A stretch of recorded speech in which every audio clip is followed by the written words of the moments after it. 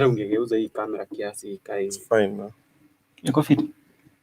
Geuza kiasi wewe inakukata mimi inanikata na wewe uko na space yenyewe. Hey, yo, what's up? So, hey, some guest in the building, Yo. Okay. So, too much sauce, man. Yeah, okay. Let me just move for him and give you a cha kwanza tujiseti ni kujipen. Tunataka kujipen. Yo, what's up, man? Yeah, where are you watching Dapstrem Entertainment from? Right now I'm currently on my house. Sitaambia mahali niko. I won't tell you where I am, but niko kwa nyumba. Kataa kutuambia, unadhani tuko patanisho. Tumwambie ile quote. Anataka kulina na Kwani ni kesho? Hiyo ni ya Wizo 5-8. Kwani ni kesho? Uliamua kuwa Naivasha, maisha nyororo. Maisha nyororo na kuna corona. By the way, kabla ya kwanza, bado huwa mnaangalianga corona updates? Yo ilisha bro. Mbona uliacha kuangalia? Mbona? Tulichoka tu. Yaani kila siku hakuna good news bro.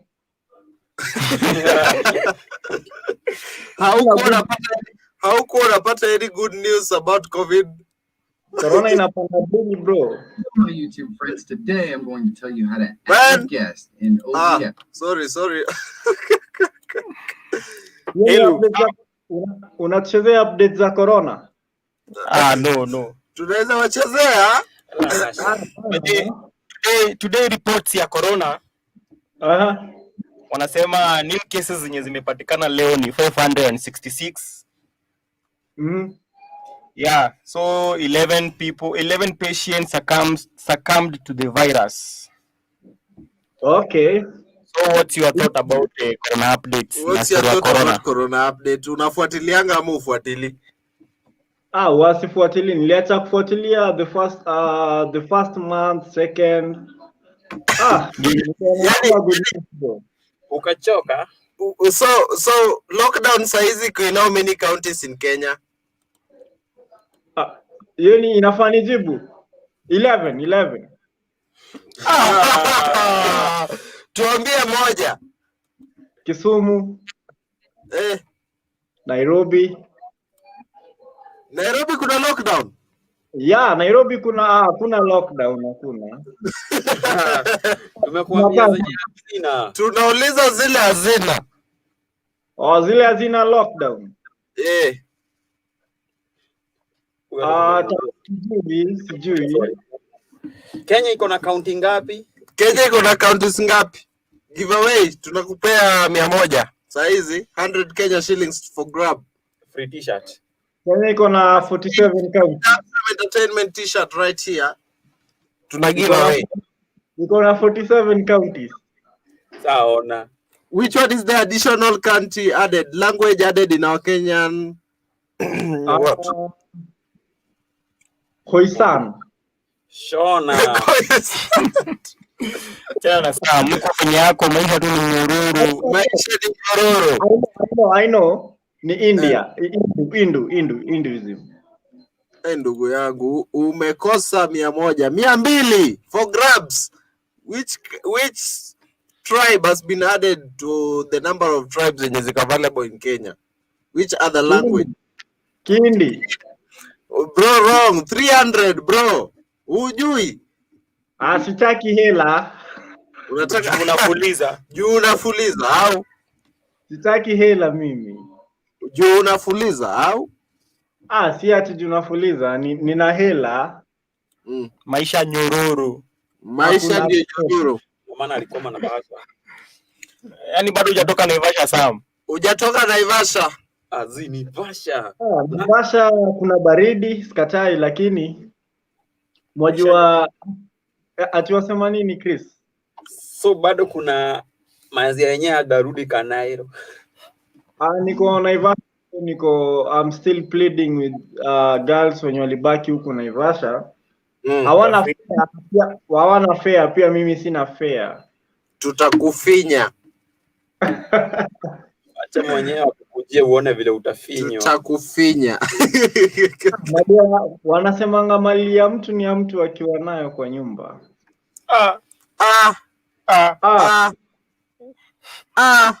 Wale madada walikuwa Naivasha wengine walisema wanakuja matanga huku Naivasha. By mistake ukaenda na bibi ya jeshi. Zi. Aya, so mnawezaje toa opinion about story ya corona? Like mimi naona saa hii huko countries za nje saa hii stadium zinajaa. So mnafikiriaje about corona situation in Kenya? I think it's exaggerated. Why? Mbona unasema hivyo? Because wamelock so many countries na ukiangalia corona.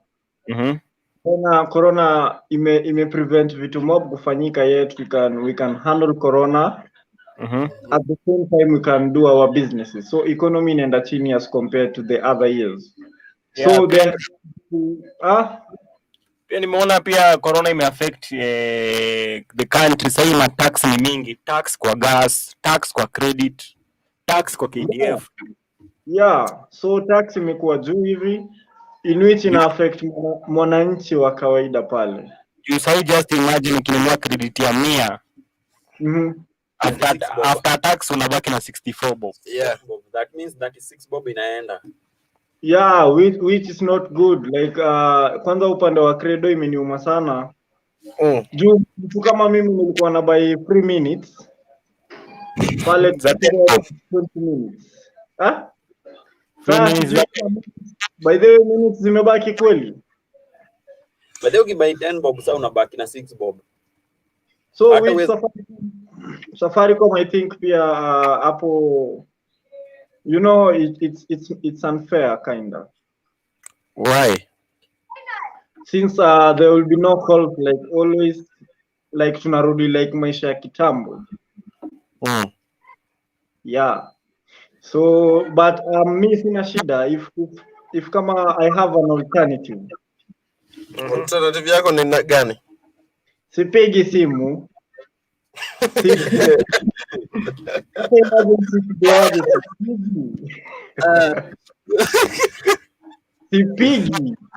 Upigi kabisa. Sipigi kabisa. Huo ni mchezo, tuna hasira huku. Tuna hasira lakini tumenyamazia. Aya. Another topic. Another question for you. Tumekuwa sana na bodaboda na robbery. Mbona hii video ilikuwa na trend? Huko kwenye Nairobi mna shida. Hapa Roisa mtu bodaboda robbery. Kama mnaibia polisi mna shida bro. Sasa polisi ataendaje kuandika kwa state? Ataendaje kuandika kwa police station aje aje? Ati ameibiwa na waibiwa wakiwa kwa pikipiki pale. Yaani nyinyi mnafanya irony. Wezi lakini wali hold a meeting. Mtetea ati Kanairo.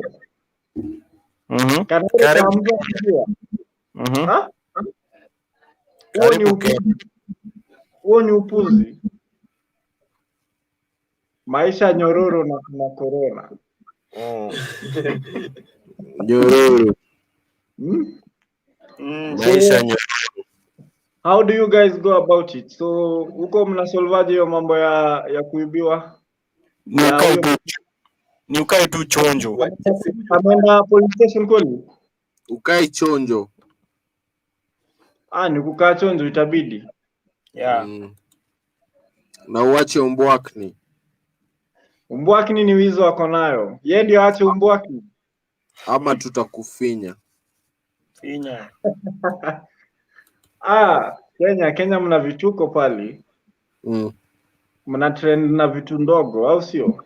Umegundua? Sam. Si tuhame Kenya tuende Nyeri. Nyeri kuna baridi.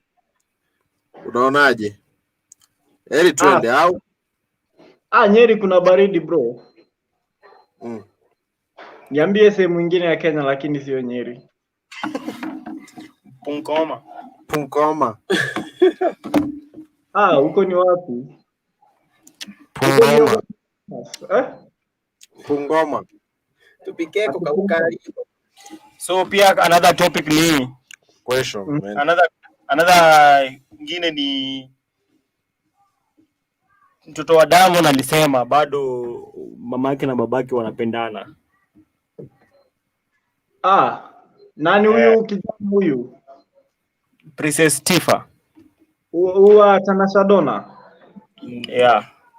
Princess Tifa sio mtoto wa Tanasha Donna, unachoma. Ni wanani bro? Ukijibu hiyo tutakupea 500, tumeongeza bid. Ukijibu tutakupea 500. Ni wamerasidika. Bro tumeruhusu Google. Kama unajua kutumia Google kweli wewe. Mimi ni mzalendo. Ati Princess Tifa ni mtoto wa nani? Ni wamerasidika. Vera Sidika? Ndio. Vera Sidika bwana yake anaitwa nani?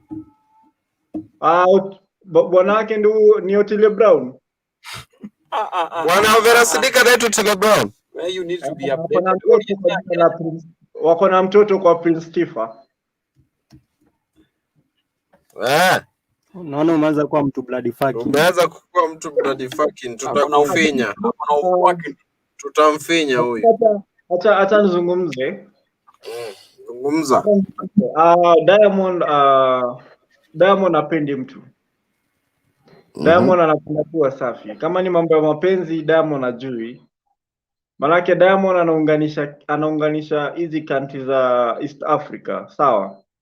So kama ni mapenzi Diamond hatambui. Na kama amniamini sasa sijui anapush na nani? Mnajua anapush na nani? Dem fulani hapo South Africa. Wewe ametoka Kenya. Diamond ni mchezaji. Diamond si mwimbaji peke yake. Diamond ni mchezaji hodari kama Mbosso. Mbosso ni alimba hodari wa mapenzi. Tujibie hiyo, tuongeze hela. Tunaongeza hela. Ni Mbosso. Ni Mbosso. Hapana, ni Rayvanny. Hodari wa mapenzi. Nani ameiva hiyo? Je, wewe ni hodari wa mapenzi? Hapana. Wewe si hodari? Mimi si hodari. Wewe ni nini? Mimi ni gwiji. Mbwakni. Mimi ni gwiji. Manake kuna baridi na silalamiki. Mwanipata? Ni kunyonga tu. Ni kunyonga. Kunyonga ni ya watoto kama nyinyi. Mimi nakunyonga sana. Sam. Chunga mazungumzo yanayoweza kuleta vita ama vurugu hapa hivi. Hatutaki vurugu kamwe. Nyinyi ndio wanyonga. Mimi niko settled. Nikimaliza interview bro, naenda kufanya shughuli yako alafu nirejee. Arimis muhimu. Arimis ni ya vijana wa genge. Huku Nairobi Arimis ni ya kazi gani na hakuna ng'ombe? Kijana chunga mazungumzo yako. Ati huku Nairobi Arimis ni ya kazi gani na hakuna ng'ombe? Ng'ombe ziko ushago. Tuache na hayo. Yo mimi fima sikwambie. Tutakufanya. Ongea kusikia. Aramis ni ya nini bro? Wewe ndio unaona unakuwa na hiyo sector sana. Aramis is your best friend Saya Drought. Saya Drought. Says a console na Benzema. Ni watu wa Kanairo mpenda remix sana hiyo. Mnaangusha remix, unajua. And then which one is what is your best song? Mimi Class Benzema. Benzema. Ngoma gani? Ya Class 2. Class 2. Inaelezea talanta yake kuanzia akiwa Class 2 hadi sasa hii. Unaweza kutuimbia wimbo ya Class 2? Kweli. Haya ndio hiyo, kamera kwako. Class 2. I think lyrics imenipotea but naipenda mimi. Utaacha umbwak ni imba wimbo wa Benzema ya Class 2. Naongeze inakuwa so 6. Inakuwa so 6, 600 kwako. Simnipe mimi hiyo 600 muone nikiimba lyrics zote. Imba. Kupea Chris. Imba wewe. Mimi ina maneno fulani ambayo sitaki kuyasema. Niko tao widows 8 PM na niko Class 2. Niko tao Koinange 8 PM na niko Class 2. Maybe DJ Litmus atupea a preview of that song. Tumia Colgate. Sam, Chris anatumia Colgate siku hizi, maajabu haya. Anatumia Colgate kufanya nini? Kusugua meno, teeth. Chris mambo yake ngumu. Kwake ukiingia kwake masaa moja hivi ni maganda avocado imejaa na avocado zenyewe akuli. Siku moja utagurua ile mpya tena. Sijui anafanya nini. Waisikia.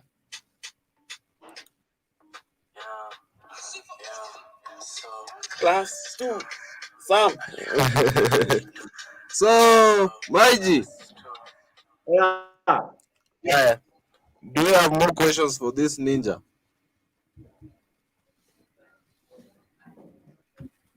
Do you have any more questions for this guy? For now, I don't have so additional questions. You go behind the drop box, man. Disappear. Yo, so what's up, guys? Welcome to Dapstrem Entertainment, Dapstrem TV, Dapstrem Live. And if it's the first time you're tuning in on our watch, kindly hit that subscribe button hard. Pia tutakuwa tuna share a link on the comment section. Unaweza join tubonge, tuzungumze. So I'll be sending the link right there on the chat section. Unaweza click on the link, join hapa, uongee na sisi just like venye huyu amejoin hapa, unaona? Kama venye huyu amejoin. So click on the links on the live stream below and join the live. So ndio tuongee. Pia unaweza comment hapo on this comment section. Our discussion today ni What's Up Thursday, man. What's Up Thursday. So leo tuna discuss whatever imekuwa ikitrendi wiki mzima.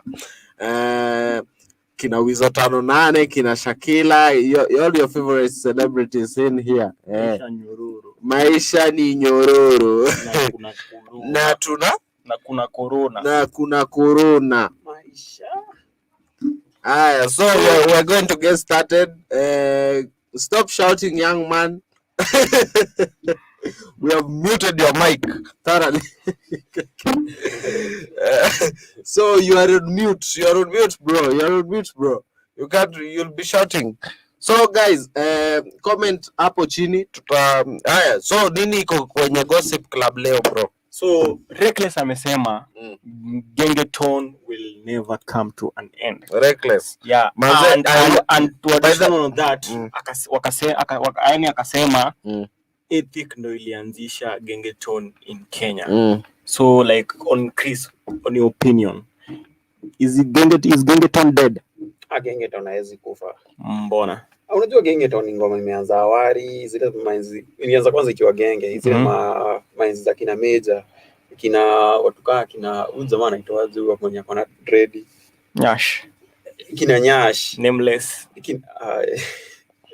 hao wote. So ni venye tu nikabidi tu kame change, but gengeton ndio definition ya Kenya. Na define Kenya. So gengeton haiwezi isha. So kwa DJ Litmus is gengeton is shall have the end of gengeton. Hiyo puzi wapeleke kwao. Gengeton is puzi wapeleke kwao. You can't stop a culture, right? Where's stop a lifestyle? Gengeton is a lifestyle that people are living to. So you can't stop a lifestyle. Unaweza jidanganya tu behind the lifestyle, but you can't stop it. Yeah. So you can't stop a lifestyle, the lifestyle. So another question. So did Ethic pioneer the upcoming of gengeton? No. They propelled it. Yeah, among the pioneers. But wasiji credit, they should not give out their whole credit. Like yo, I'm the founder of this, man. Unaona pa caption. Sisi ndio tulianzisha gengeton. It's bad.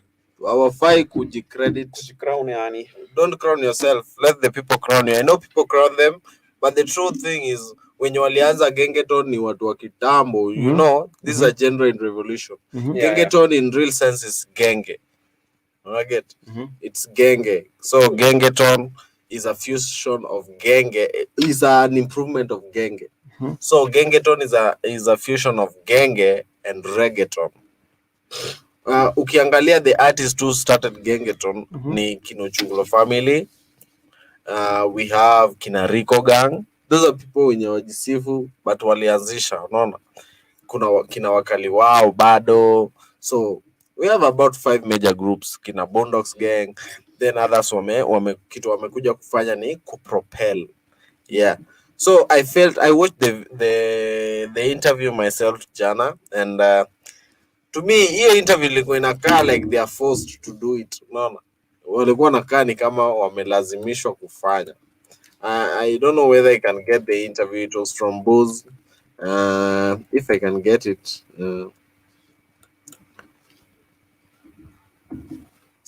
Let me just look for it. Booz Epic. Let me check. Hiyo interview ilikuwa inakanika watu wako forced. And another thing, how watu wanafaa ku learn how to do an interview. Wezi enda kwa interview alafu you are rude than anyone hapo. Hebu tuweke tu. Hey, copyright, heads up. Was it to strike? You can receive a strike right now in the morning, bro. Okay, I'll share this screen and play for you that whole interview thing. So let me just share.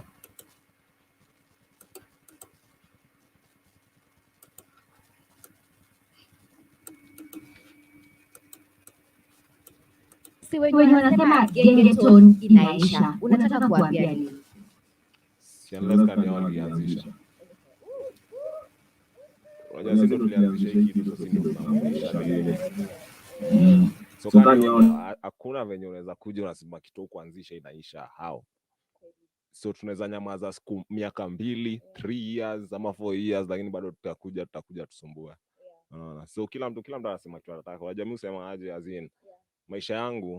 Maisha yetu ama yangu ni mimi naijua sana kushinda kila mtu. So unaona. So opinion ya mtu, hakuna opinion ya mtu yote inaweza mata kwangu.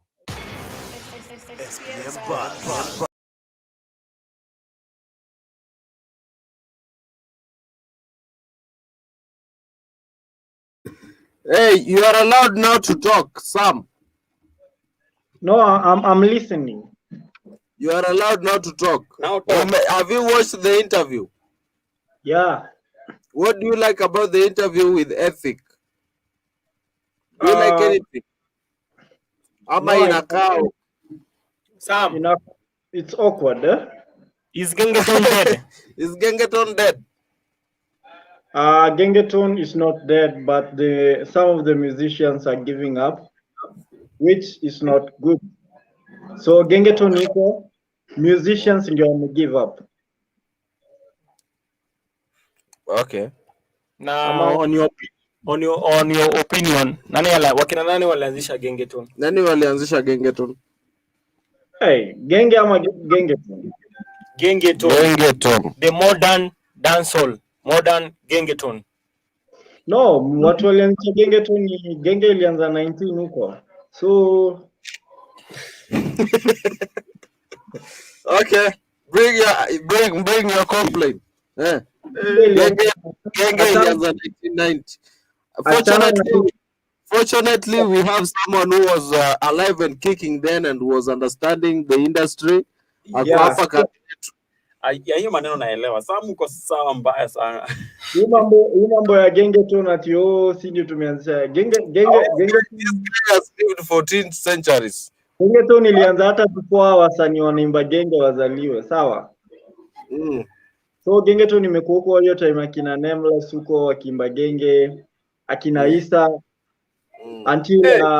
until hapa juzi ndio tukafanya I think 2015 Okonko akiwa kijana. Nilikuwa kijana. Okonko yani, wewe umeona hata Okonko akiwa kijana. Okonko ako na 6 pack bro. Hata akiwa kijana, Okonko akiwa na 6 pack bro. So wewe uliona Okonko akiwa na 6 pack? Mimi naona genge Okonko akiwa na 6 pack. Okonko wakiwa na 6 pack, sawa? Madrax, sawa? So genge hiyo sasa ndio genge sasa. What kwenye genge aina imelack ni inaitwaje aina wasi wanaweza guide, unacheki? Na si huko nyuma nini umekuwa kwa industry for so long, so you can guide them. Fact when elder I can guide them, but vijana wa siku hizi wana kiburi kidogo, so first of all gengeton ilikuwa wa culture, ngoma zilikuwa zinatolewa zikihit after hit. I think we respect walikuwa nayo through the industry. Ukiweka respect kwa industry mnaweza enda far, but mkiingia kwa industry na kichwa ngumu bro inakuwa very difficult. So gengeton is all about respect na ukiheshimu industry mnaenda mbali. Si kichwa ngumu nyama vijana sasa hivi wanaingia nayo sasa hivi. Okay. We have more couple of questions for you. So wake up. Let me just go. Dapstrem Entertainment is locked. Okay. Welcome my G, bro. Thanks. Do you have any other questions? More questions for this ninja? Yeah. Sam. Yo. Kufiti. Mbaya. Alafu juzi kulikuwa na katili video msee akijaribu ku escape from mob justice. Alikuwa anapitia kwa cable ya ule ni Wonderman. Venye kuna Wonder Woman ule ni Wonderman. Ule jamaa alikuwa kwa post ya stima, kwa waya za stima. Huyo ni Wonderman bro. But big up to him. You better do what you gotta do to survive, bro. You better pass through electricity. Yeah, so I think alikuwa na bypass. Truth be told, stima ama iringoje mob justice. Alikuwa anangoja polisi kabla jua. So wewe nikuulize. Eri ungoje polisi ama eri mob justice? Eri ningoje polisi bro. Mob justice watakuwa. But sijui alika hapo hadi saa 8 usiku, sijui ukarao alikuja saa ngapi. By the way, tuko na victim wa mob justice hapa, atuelezee.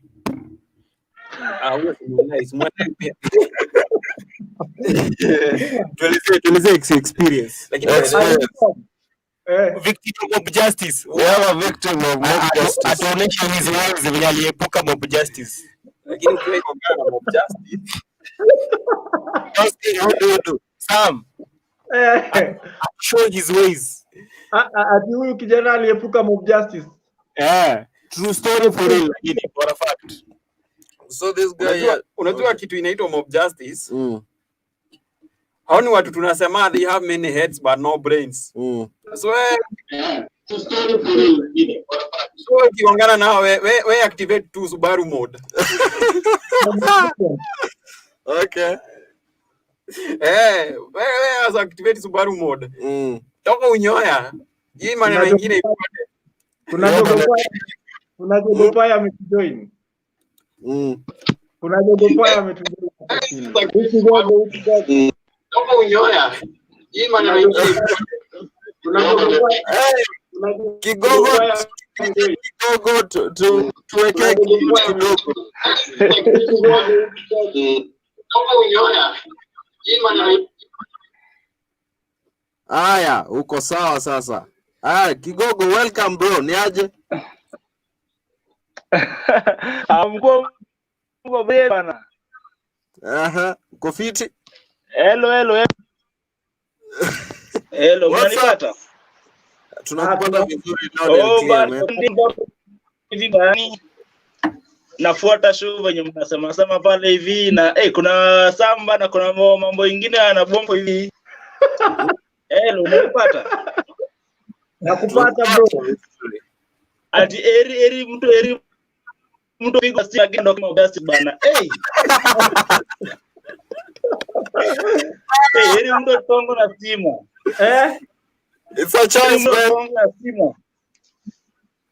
Mtu pigo stima gendo kama basi bana.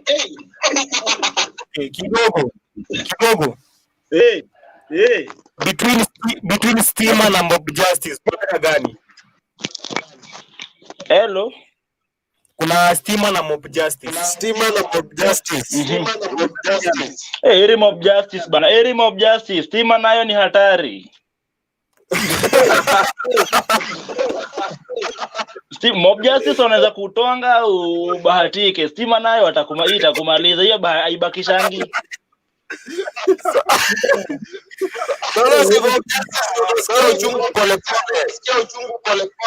Eri Mob Justice unjo unaweza okolewa. Stima ikikushika hivi, hakuna njia nyingine. Alafu niwarudishe nyuma kiasi, kuna hii mambo ya Gengeton ulikuwa unaongea in the previous. Nimejaribu kuconnect kakataa.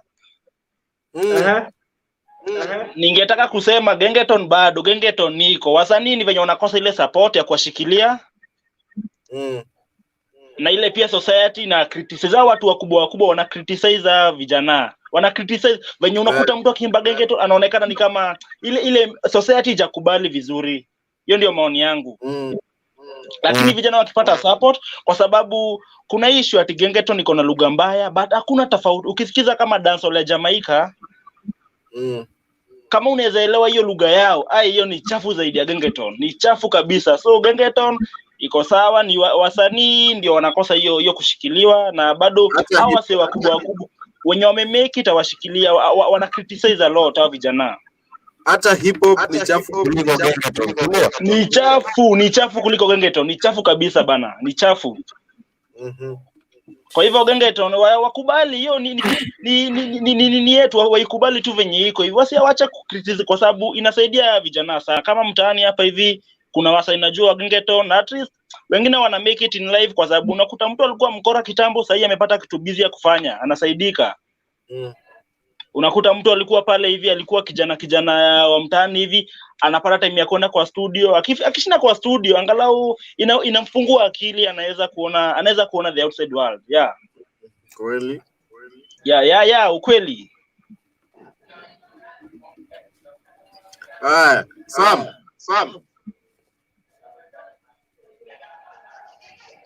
Yes. You know information ya kuprovide kuhusu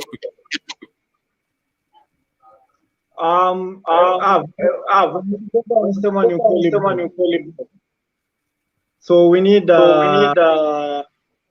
wase wanaweza sikilia. So the difference between sahi na then kulikuwa na at least order ya Gengeton, unacheki. So if kama order inaweza rudi, tunaweza enda far na our musicians. Tunataka tu order, like so for example Ethic wali propel Gengeton venye umesema. So if kama wangekuwa na msimamizi wao wangekuwa fiti, Gengeton so we need people who stand na wafightie pia Gengeton. I think Gengeton ina lack support sana kwa especially our bigger personnel kwa in Kenya wase hawa big support gengeton. If tunaweza pata msee mmoja youth na ku influential tunaweza enda far. Yeah. Tukupe hiyo kazi. Nipe hiyo kazi bro. Mimi nitakwambia afanye hivi. Yeah. Ngome ni gani? Mbwekse. But then Gota City waliendanga wapi? Gota City are around, man. Sijasikiza like for the like 2 months. 2 months na wametoa ngoma last month. Penda stores bro. Huyo ingiangi stores huyo achana naye bro. Penda stores. Ngoma ziko iTunes. Fuata wasanii wako wenye unapenda iTunes, Spotify. Buy their songs, stream their songs huko. Waingize at least some. Don't wait for YouTube, man. Yeah. By that, Gota City had a song like a month ago. So a month is just over, bro. So pendeni streams. Alafu tena another kwa mtandao huku leo Octopizo wamerelease a new hip hop song. Wait. Inaitwaje? Wait. What is the name of Octopizo's new song? Usiibe? Sangapi? Support achana na akina Celine Dion. Hatutaki Celine Dion, tunauliza Octopizo has a new song today. What is the name of the song? Baadaye atakuongea kweli hata mimi sijajua yeye Octopizo. Unaona? Why? These are people who are not supporting Kenyan. You are supporting KE. No. Wait bro. As the factors umejua ngoma imetoka within some hours and we don't know doesn't make you in front of us bro. Usijipige kichwa. This song was released yesterday. Wewe unajua Celine Dion anatoa ngoma next week, lakini Kenya hujui msanii wako ashatoa ngoma. But Celine Dion unajua anatoa ngoma next week, si ndio? Sam. Juu tuko na wewe tumechelewa tu na 4 hours. Si ati tuko pabaya. Streams you measure but hizi statistics za YouTube. How many streams does this song have on Spotify? Hiyo muibe. 40,000. Kama una Spotify app unahitaji viboko. I have Spotify app. So guys, if you're watching us, kindly go to Play Store, download the Spotify app, register. Ni free bro, ni free. Register, stream your favorite songs from your favorite artists. You can create a playlist for the songs, listen to them at your own free time. Evo too, it doesn't cost much na utakuwa umesaidia the artist, so support. And imagine ngoma tu ni 100 on iTunes. You can buy it at around 100 bob only. Na hiyo ni support poa ya wasanii. Support your own artist. By the way, I guess on my opinion, Octopizo ndio the best selling artist in Kenya. Yes, of course. You are tupingi. I'm gonna play this song, man.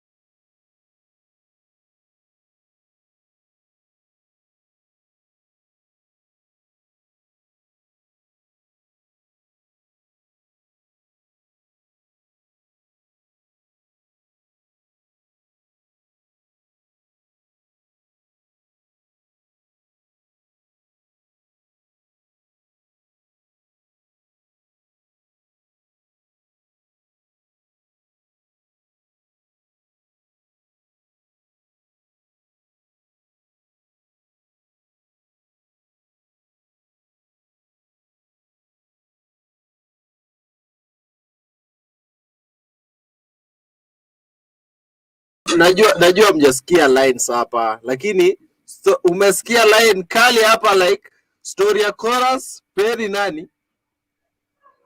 Story ya chorus mpe nani? Story ya chorus upe nani? Calligraph. Bonsa. Mask off, man. Mask off. Story ya chorus peri. A rapper does not have choruses. Yengo ni ngoma ni kali. But they go on stream and go check out the song, brand new, number 9. Yeah.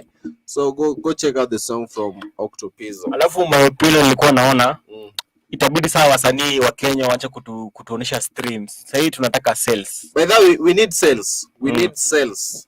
How many sales do you have on the stores? Because man, that's what will feed you. Sasa kila mtu ananunua views. Kila mtu ananunua views, lakini sales huwezi nunua unless unataka kujitolea 100 bob nyingi. So like tuanze na campaign, every artist atuoneshe sales zake za ngoma. Sure man. But I think Octopizzo ni one of the best rappers in Kenya.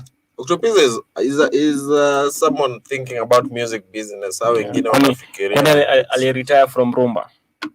No man, that is a style in music that can be anaweza tumia in movies. Those tracks can be used in movies. Unajua, they're commercial music, and you cannot. Only a layman will look down upon such songs that Octopizzo was making because they refer directly to the culture. No. So they can be used especially in movies, documentaries, and those are things that pay a lot of money. They pay really a lot of money. So yeah, I think he's a smart guy. Anaweza fanya such kind of songs for commercial purposes, not for you to go listen to it, because we upay pesa. Na ile kampuni akifanya such a song inaenda kumuingizia do. So I think Octopizzo is the only commercial artist currently in Kenya. Yeah, anapiga sales. Ameamua, like he's pushing himself to do something that is people think is mad, but he's doing something good. Yeah. Otherwise, we still have some few minutes to be here. So you can join in the conversation. Link iko hapo kwa description. Unaweza click hapo hiyo link. Tutakujoin here live so that you unaweza comment on the video. On this topic that tunaongelelea. Yes. Any other thing in a trendy wiki, bro? Story ya one of the members was of the soul anaitwa Chimamu. By the hii topic, guys, it's from our own opinion. So it's like we are not judging anyone. So it's like ni story ya LGBTQ. So it's like, what about it? LGBTQ imekuwa saa rise yake imekuwa so more high. So like me nasema what has been high? The rise of LGBTQ, like gayism and lesbian.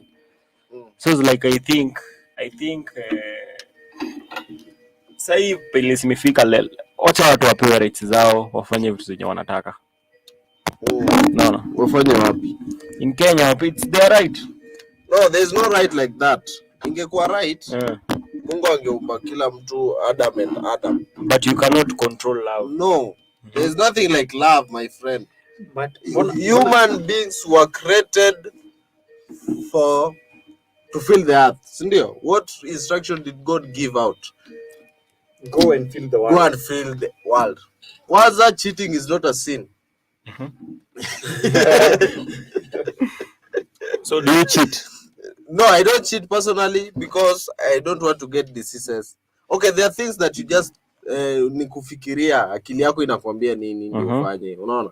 So you can't cheat so that you avoid getting vitu kama diseases and so on.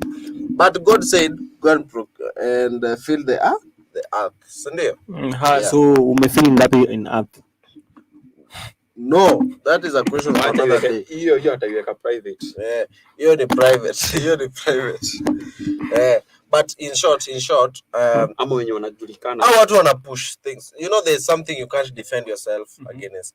Uwezi ona jua inawaka then wewe unasema hakuna jua. Get? That is nature.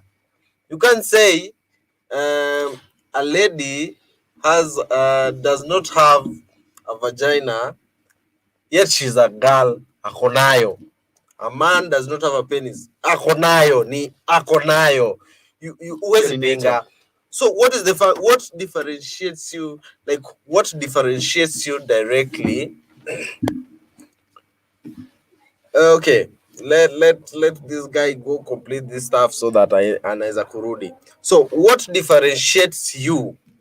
No, I need to like direct this issue and force everything directly to him.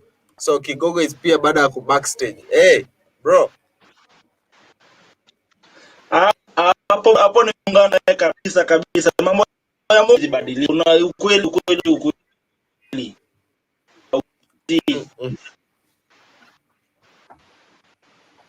Internet yako Okay. Network yako kidogo.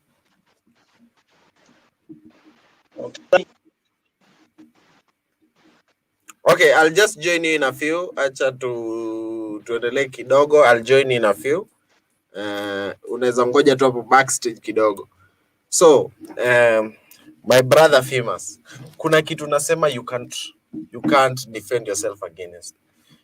You can't, there's nothing venye unaweza pinga nature. That is something natural, man. Huwezi pingana nayo, eh? And in fact, research shows it best. When you have things like a relationship with the opposite, with the same sex, you are at risk of getting very many diseases. Like unaweza have sex na dem ako HIV positive na utoke bila hiyo HIV. Si true? But it's impossible for you to go have anal sex with someone HIV positive na ukose. You'll have it by default. So one, you cannot defend yourself against nature. Uwezi. True. Si ndio tumekubaliana? Jua ikiwaka unasema jua inawaka. Giza ikiingia unasema giza imeingia. Si ndio? That is nature. That is nature. When someone has a penis, he has a penis. Wewe sema hiyo ni vagina. Mtu akiwa na vagina, ako na vagina, si penis. Yeah. So in short, mimi hii kitu ya gayism na nini wafanye kama wamejificha huko kabisa na wasi raise this topic. Let them not raise this topic. See, they are not causing harm to anyone. Let them do that on their own bila sisi kujua, because them telling us is like telling us like the devil, welcome to our country. They should not make it public. Let them do it privately on their own. Wakisafa, let them suffer on their own. But they should not bring it into a public discussion so that we can support them and help push sijui LGDP, sijui watu wa have sex of the same. It looks disgusting, man. Hata ukianza kufikiria what these guys do. So me, as movies zenye tuna watch, the way we raise our kids, the way we handle the youth, in affect sana. From toya akiwa mdogo, wewe unamwacha anacheza na vitu za boy. Dem anacheza na vitu za boy. Unamfanya like asi relate na the boy child, unaona? Ana relate sana na the girls, not relating with the boys. Anajua is well with the ladies, is not well with the men. Growing up the same way, man. So mbona hii kitu haikuwa kitambo? Why is it hapa sasa hivi? Hiyo ndio ilifanya Sodom and Gomorrah. So meaning we want to lead to the same road, and we are not accepting it. We are not allowing that. The Bible is very clear about things, man. Go and fill the earth. And you cannot feel what these people should be done to of kwanza inafaa waeko kwa room. Wafanye kila kitu. Wafunge hiyo room. Na waambiwe tunawatoa hapa after 9 months. Tutakuwa tunawapea chakula, maji, everything, but you are in here. Under strict supervision. Tunataka mtoto from you two men. Ball, yani ball. Ama you two ladies. Tunataka mtoto atokee hapa. So There's no discussion about defending yourself against nature. Nature ni hivyo.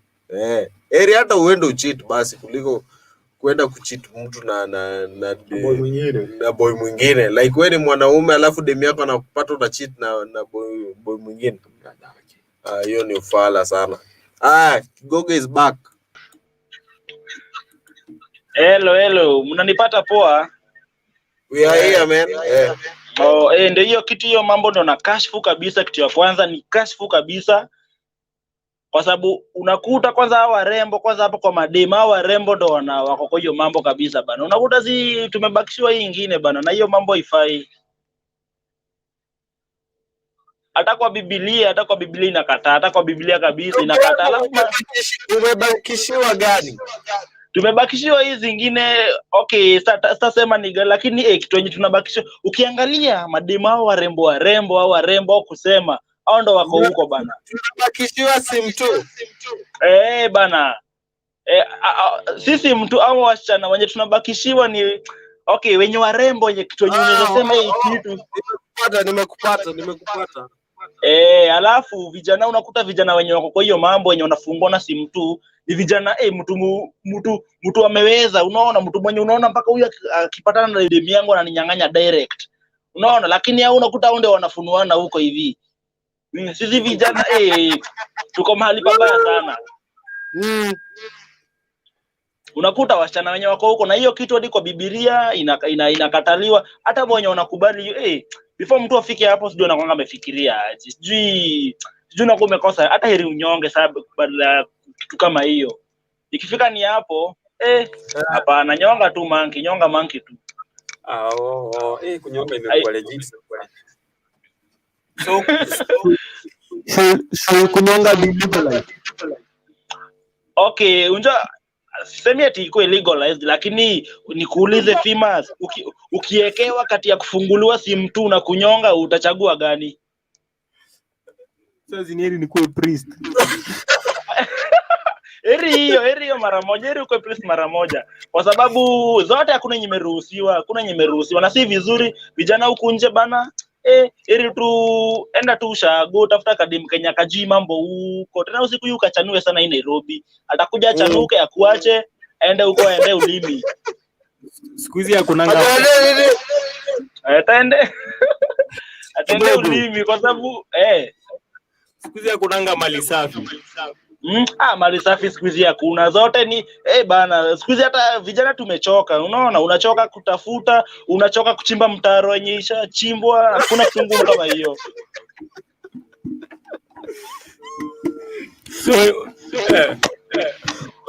Tuachie hapo. Bana, lakini maoni yangu ni mtu akikaa kwa njia yenye inafaa. Yani kama wewe si mtu wa kuruka kuumauma, najua Mungu hawezi kuachilia, utapata kitu safi. Lakini kama wewe ni mtu wa kuumauma, ole wako, utapata wako umeumwa, utashangaa. Haya basi, kuona show njema, nawatakia evening poa. Sasa acha mimi nichomoke hivyo, nitashikana na nyinyi bado. Asante. Kuona show poa. Haya. Kama wako wameumaumwa. Kama wewe ni wa kuumauma. DJ Kigogo amesema yako pia utapata imeumwa. Okay, so I guess to have to end the show. We have about 5 minutes to go to end this live show. Okay. So what's up? Any question? Yeah. We have a guest. Bado. Yeah, guest and I could join. Or the guest wants to join us. Yeah, but with that's a different topic. Okay. Yeah. A topic on what? Photography. We have to have a photography business. No, let him join, man. Okay. Send him the link up to join. We talk.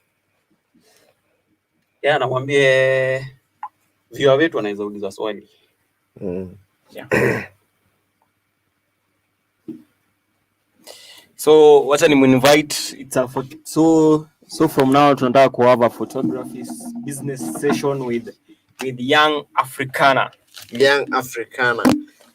Just mnamjua young Afrikanna, ina few Tabora hapo backstage. Okay. Yeah. We let him in as soon. So, okay. Nisema just a minute. Okay. Ashafika hapa bado. Let's just wait for him for a while.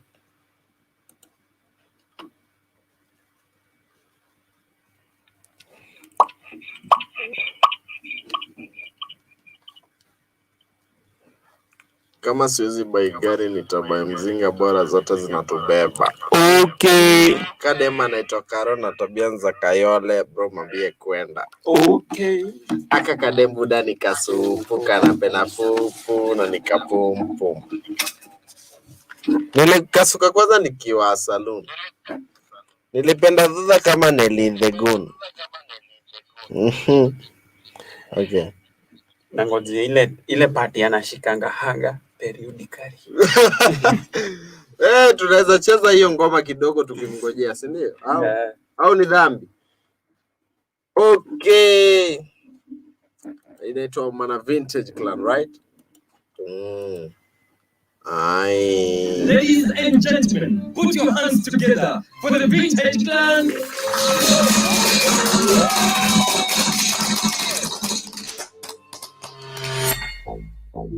Where?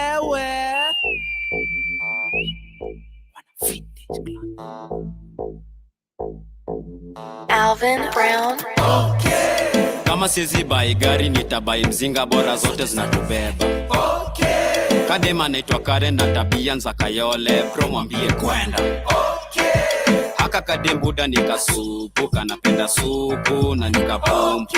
Vintage msiharakishe alikuku ni zingri na nisuzu na kinyamba yetu. Nilikasuka kwanza nkiwa saloon. Okay. Nilipenda dhudha kama Nelly the Goon. Washa pulizia moshi kama balloon, sai Canada indizo ne.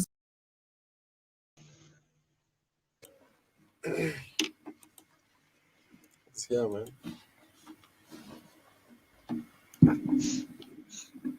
Karibu sana.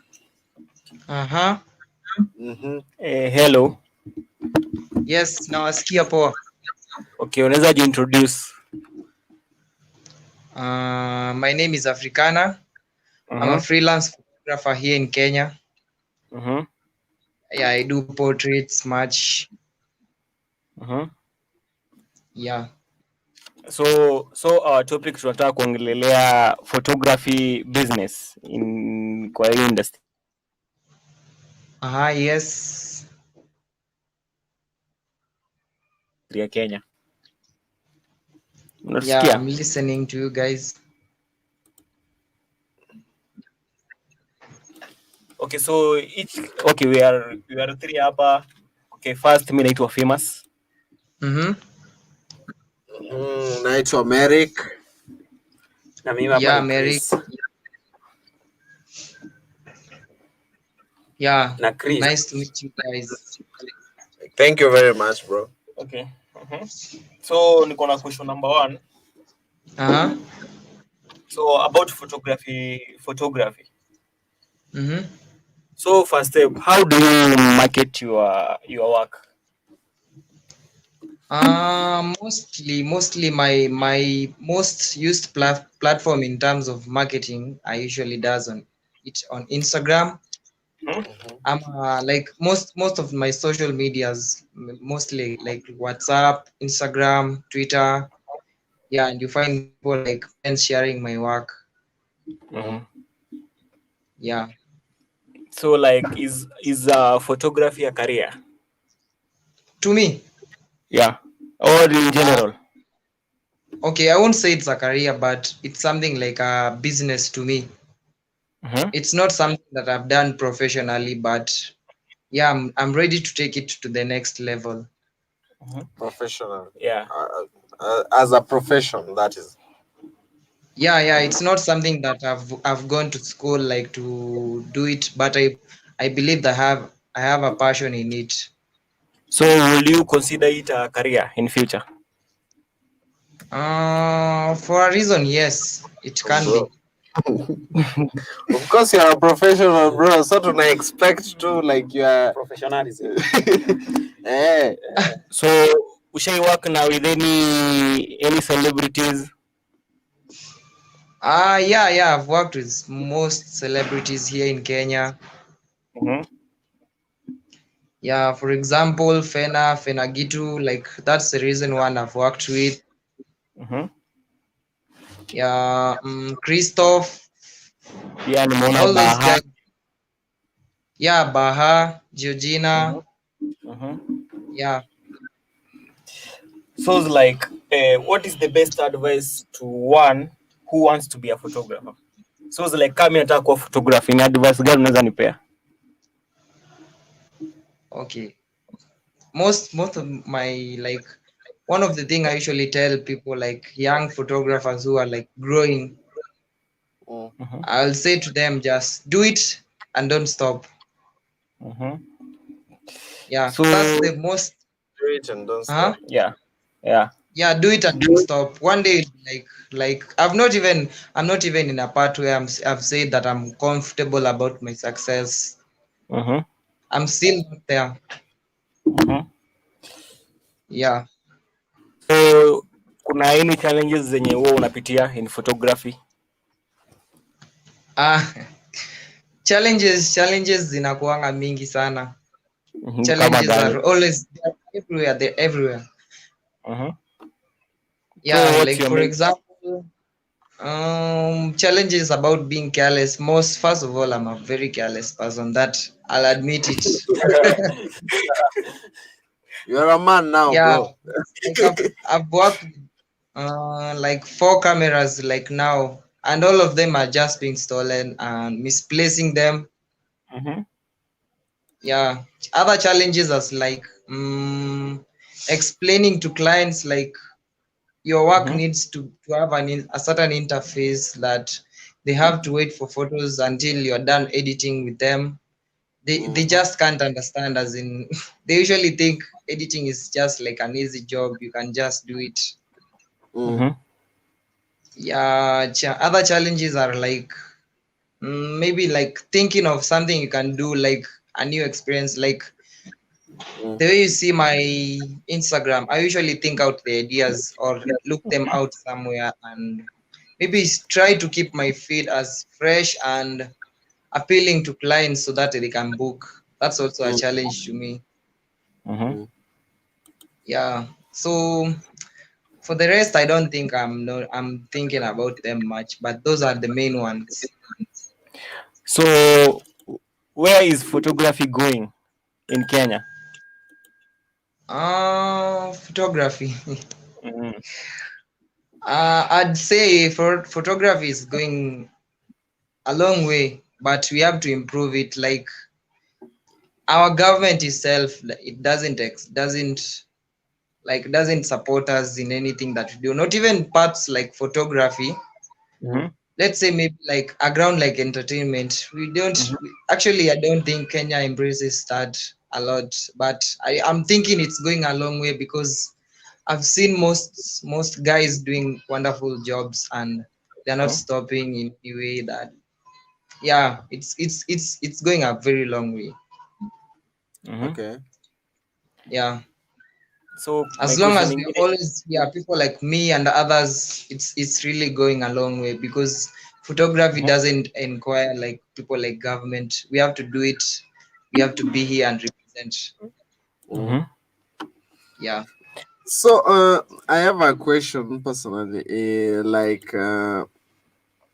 Your experience like working with Kenyan celebrities, do these people like undermine the work, or they pay well, like, or they take photography for granted?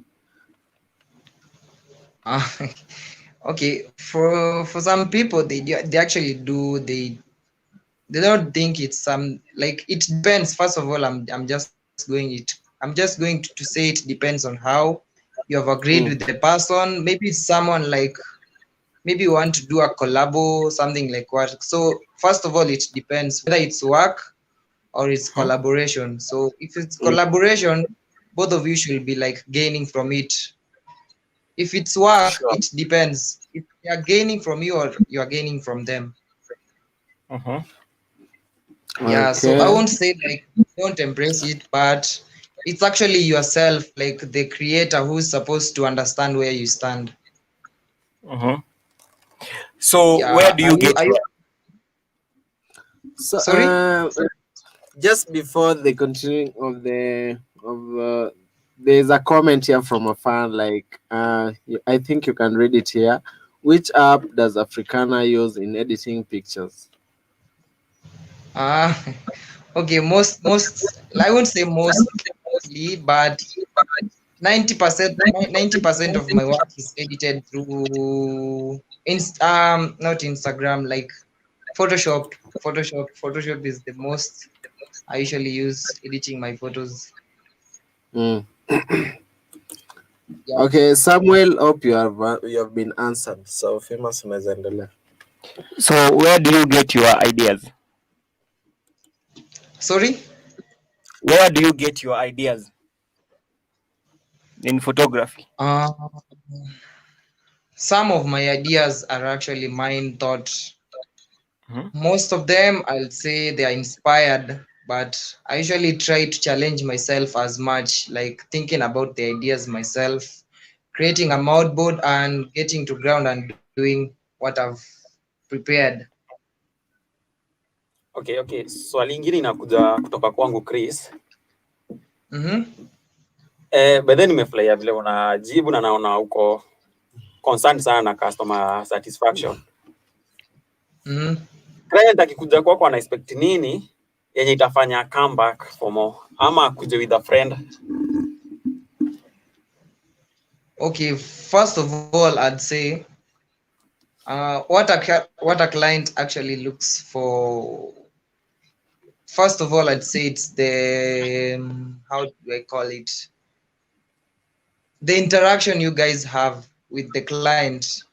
Is she or he actually free with the way you are shooting? Like, are you giving like poses, things like those, something that can make them feel, because most of the people in Kenya doesn't, I don't actually know, but most of them doesn't actually know how photo shoots actually go. Maybe you just find someone that's new to the ground, so you actually want to explain much about things like those. So first of all, I'd say it's the communication that you have with the client. That's actually the first thing I'd say that comes forward as much. Actually, most of my clients actually come back because how I usually maybe like give them pause, interact with them, like they're always free, you see. Yeah, second it's something obviously the second thing, it's about the amount of work that you're going to give them, like what they're expecting from you. Actually, they have actually seen it in something like your page. Yeah, so are you going to give them what they have seen? So, and how do you market your work? Marketing, I've already said. It's much of Instagram, WhatsApp, people recommending my work. Okay. So, and how do you find balance in life and photography? Balance, With life and very photography. tricky. It's actually balanced them much quite, but recently I haven't been shooting lately as much, but I've been trying balancing them because I've been doing client shoots as much, but for my shoots I haven't been shooting them because I want to think of my life first. Like, it doesn't have to be like photography much. I usually think of my personal life so much than just shooting, because shooting will be here, shooting will always be here. Yeah, but your life is just going to, like, the how should I say it, the amount of time that I'm going to be here is limited, but I have to think of my personal life as much, not just shooting. Yeah, but I actually find balance in them both. Yeah, but I'd say I usually think of my personal life as much. So, and how did you know it's okay to go to photography? Like, when did you say How did no? I know? Yeah. Like now it's now right for me. Yeah. I don't actually think there's a moment like that, but it's actually how you feel about the art. Do you want to do it, or do you want? That's what I've said. Do much and don't stop. So I don't think there's like how should when you want to do something, you always have that passionate about that thing. Like you want to do it and become great. Like me just started actually was a model myself. Yeah, and it started being like an art. I wanted to know how to edit, like first of all I started on knowing how to edit. I was much of an editor than a photographer. Then I started embracing the part that you have to go out, get the art, and actually come and edit. Yeah. So do I need to be in the business to be called a pro? It depends on your skills, first of all. So photography is all about passion, not when unatengeneza do. Okay.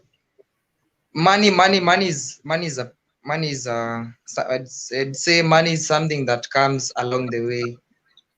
So because most of my shoots that I've done, they're actually for free. Much of all, I've planned them myself and getting them out. So I wouldn't say it's much of money. So and as an young Afrikanna, sindio? Yeah. What are you doing to leave a legacy behind? Like, yeah. Legacy. Okay, for the work that I've displayed for you guys to see, like on Instagram and on like all those platforms, they are always there to manifest my work, and they are going to be there in the next like 30 to 20 years to come. Yes, even if I get old, they are always going to be there for me to reflect back and for guys to always inspire and get ideas from them. Yeah. So how do you become a demanding photographer? How did you become a demanding photographer? How did you become a demanding? Yeah. So what do you mean by a demanding photographer? As in someone that can people can highly recommend? Yeah. I'd say much of work, much of knowing how people want your photos to look like, much of digging in, much of work actually, hard work and pushing it. Yeah. So that's actually it. So there's a question here from Bose Entertainment. Can Lightroom deliver as Photoshop? I don't think so myself, because I've used Lightroom for a while back, like in 2017 and the start of 2018 I've used Lightroom much, but I don't actually think that Lightroom can deliver as much as Photoshop. Like Photoshop is a very open ground. You can manipulate pictures, you can retouch pictures, you can like Lightroom is a good profile. It's a good app, but the only thing you can do about it is like adjusting colors and all that. But Photoshop is a very open ground. So for me, I don't think that, like Lightroom can do as much that Photoshop, but Lightroom is also great. Okay. Yeah, because I still use it till now. I hope it's answered. Then, and what trends should a photographer adopt and abandon? Sorry? What trends should a photographer adopt and abandon? Know how to control yourself. Okay. Okay. Yeah, that's because much of how people actually know us and our work here in Kenya, it's not a good thing to talk about myself. I'd say that. So be someone people can just rely on. You can just be relied on. Yeah. And how did you breakthrough yako kwa market ilikujaje? Breakthrough. What was your breakthrough? Breakthrough. I wouldn't say for me I haven't had that breakthrough yet for me. But sisi because tunaona. much of my dreams haven't been fulfilled till now. Okay. But I'll say I actually have a breakthrough. Like at the time I shot, I think Akina Baha, that time it came in a certain way that I wasn't expecting it. But for me, I'd just say it's not yet. It's not yet. Okay. Unajiconsider huja make it vile, but pale hivi ushago ama making it's much of what you've dreamt of being like much of what you have achieved.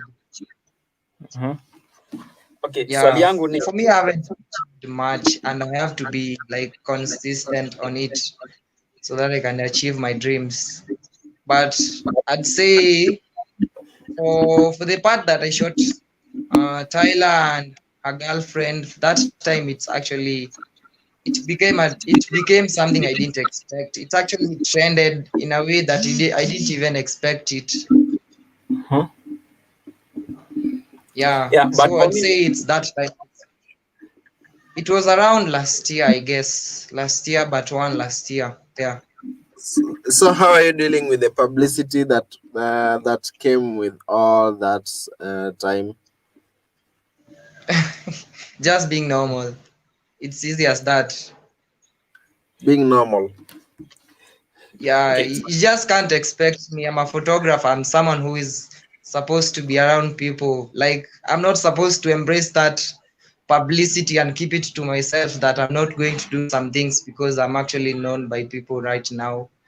So it's actually much of balancing yourself and knowing who you are, because I think most of the people they actually go through some process. They actually cancel some things, cancel some friends, like you just can't go with a matatu. You just can't walk around. Like it's weird. The way the society expects you to live. Yeah, exactly. I'm a normal person. I should be like everywhere. I should be like in the street shooting. I should be like, yeah, I know you're understanding what I'm saying, but I don't think I should live in a certain way. But you know the society forces people to live in such way. No one wants to live that way. It doesn't force you. First of all, it doesn't. You are the one who always puts that thing in your brain. Like, yeah, actually, people now actually know me, so I should start living it up. So, where did you learn the business side of photography? Business. The skills or the business? The business side. Photography as a business. I actually have guys who always mentor me a lot. Like the people I've worked with since 2017, 2018, 2019, because I actually started out in 2017. Yeah, people I've partnership with, I've partnered with, like people I've worked with, I've collaborated with. They actually ask them how they usually do bookings and learn. I don't even narrate people because I don't actually find it so good, like to narrate someone and you want to learn from them. I don't even have a link of who I should expect advice from. So I usually get advice from so many people, like my dad. Yeah, that's a good person to get an advice from. So another thing, how do you price your work? Like coming to the Price. pricing. Yeah. Price, first of all, it depends who you are. To me, you can be somebody like a high class person and a low like a normal person. I wouldn't say a low class person. I'll say a normal standard person. So I actually know who to charge and how to charge them. So I wouldn't say my pricing has like a standard or somehow I should charge it, because I know it's a struggling moment for us all. Yeah, sure. Na ni Yeah, celebrity. so Ni celebrity mgani unatamani kumpiga? Ni which celebrity unatamani kumpiga picha? kumpiga picha. Yeah. I don't think there is. I don't think there is a such, because I actually don't like much working with celebrities, because it doesn't like pushing the fact that you have ideas and you want to push. They may also claim they want to market you. They'll market you, so they take advantage of that, right? Now that depends on the terms that we have agreed. Yeah, because it can come like, it's not a must that the celebrity is the person that should be marketing you. You can also be the person that's marketing the celebrity through your work. Yeah, sure. Yeah, exactly. And how do you make profit and keep clients happy? Sorry? How do you make profits and keep clients happy? One thing, knowing what they want. That's just that. I don't think there's something else. Yeah, just knowing what they want and what they expect from you. That's the only thing. And my last question. Do you sell your photos online? I don't think so. It's not in a certain point that say can, but I'd like to sell my work through like websites. Like my friends does that, but I don't think it's, most of the work that's being sold out there, it's something like landscapes, like pictures of animals, pictures of mountains, like things like those. But to me, it's not something that I can just sell it. But I'd like to sell those pictures that I've taken. Okay, you can sell them on your own website. Yeah. Or on Adobe Stock. Yeah. And Shutterstock. Yeah, I know all those websites, but to me it's something like a passion. Like I'm doing it to feel okay. Like I want to do it more often. It's not something like work to me. It's more of a passion.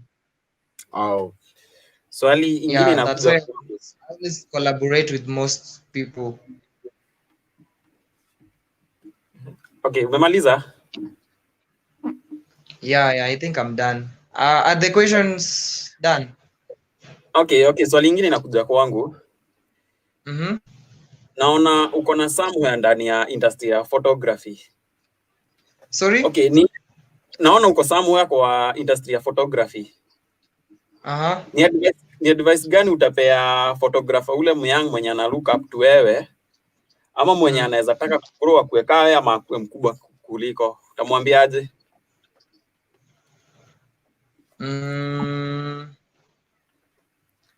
First thing I'd advise like small photographers. I won't say for small, just allow me to say small starters.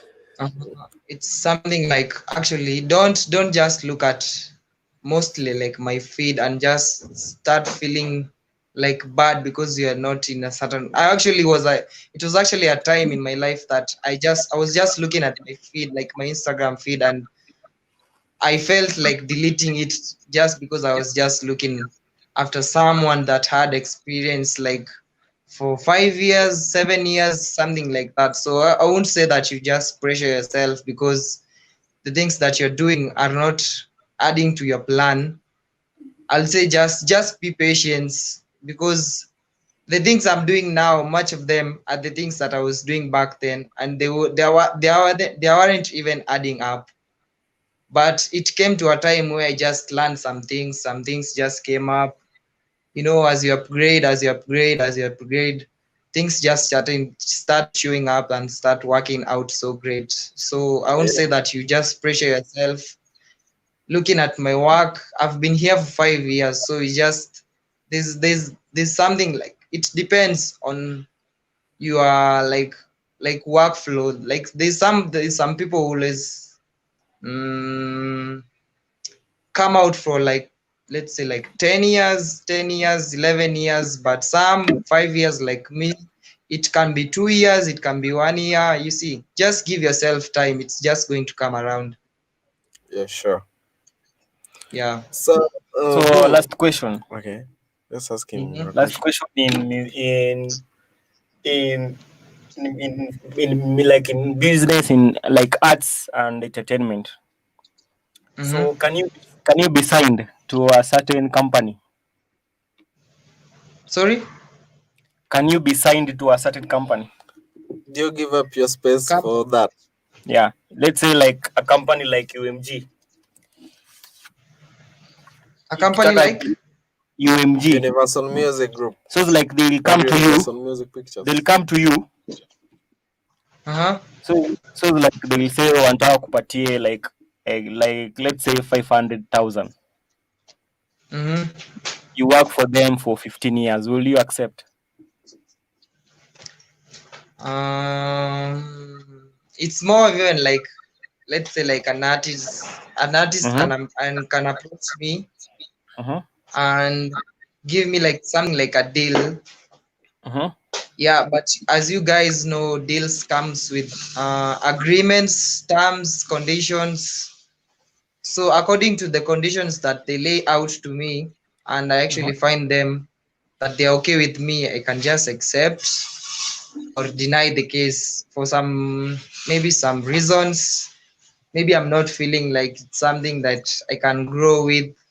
You see, so first of all, I'd say the conditions, the terms that they are using to get like the terms that they are using to give me, I can just think of something and just know whether to accept the deal or not. Okay. Yeah, because as you all know, like most companies and like artists, they always like someone to be their personal photographer. Like you're not supposed to be shooting someone else. You're not supposed to be shooting anything else. You should be like their companion. You see? Yeah. So something like that can't work for me because I'm a much of a freelance. I'm much of a, let's say like one-time deal with someone. So I'll say maybe a one-time deal. Okay. But I'd also like to be hired. Maybe like hired. You see? Okay, so my last question, my very last question. This is out of topic, but at what age and at what time and what did you do that made you feel you are now an adult? At Yayama? At what age? And at what age and at what time and what did you do? What activity did you do that made you feel like you are now an adult?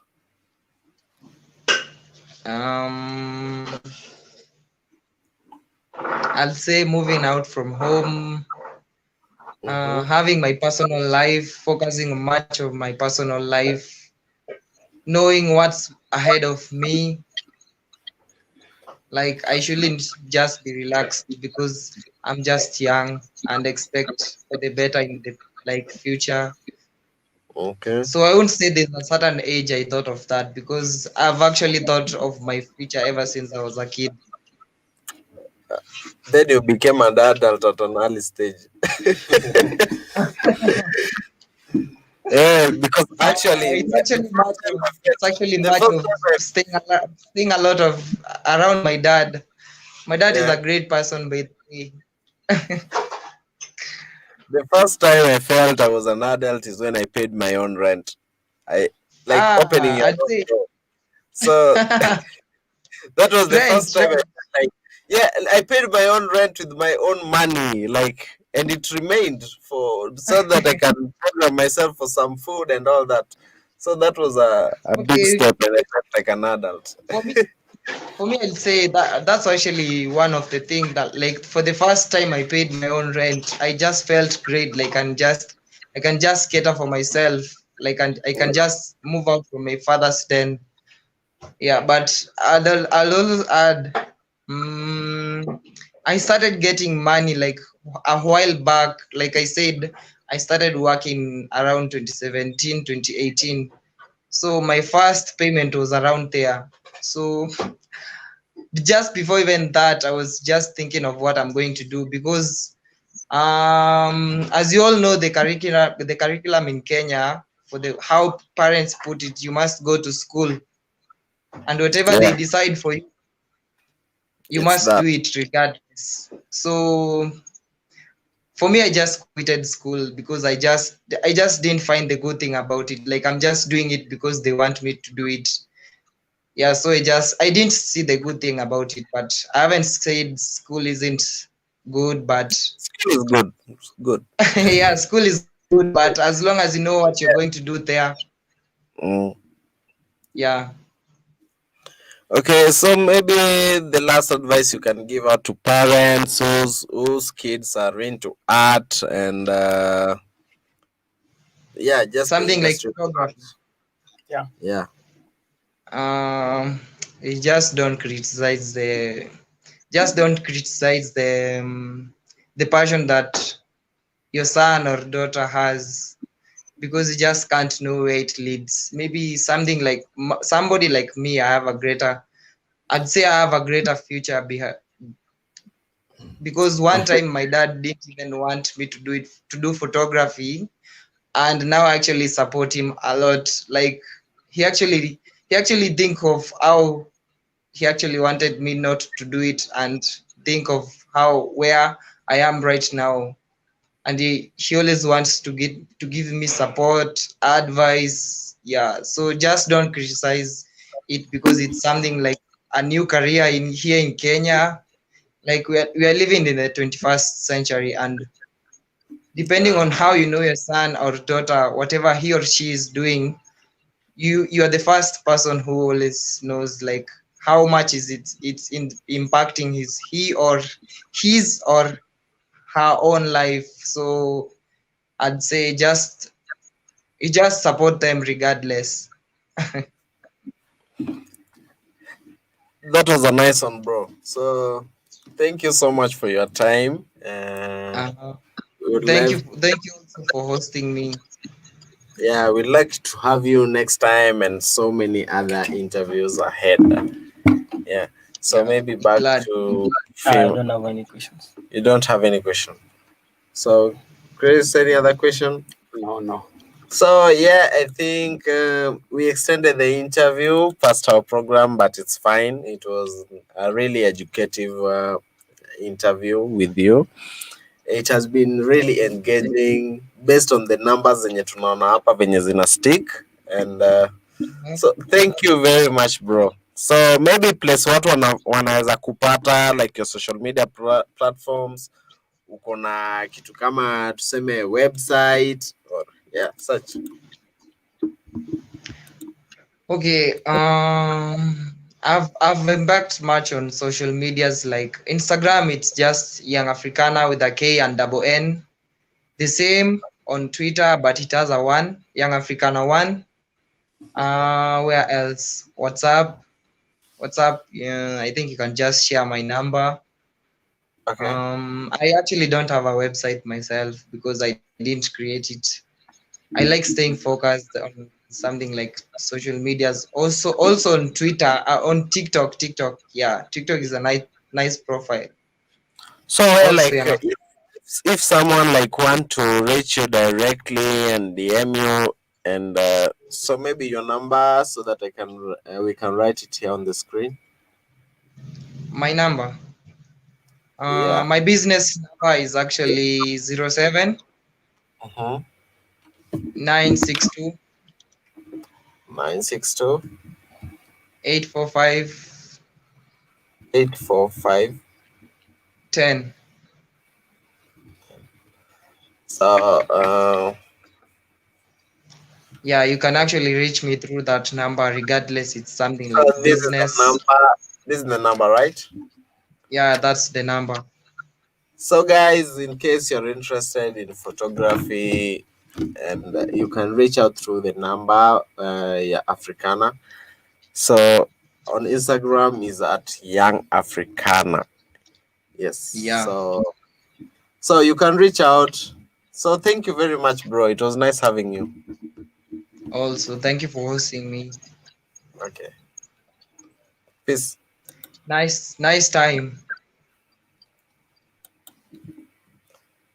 Hey, that was a good one. That was a good one. Dear viewers, thank you very much, Pia, for keeping it Dapstrem Entertainment, Dapstrem TV, Dapstrem Media. So we're going to end the show at this moment. Thank you very much. Bye.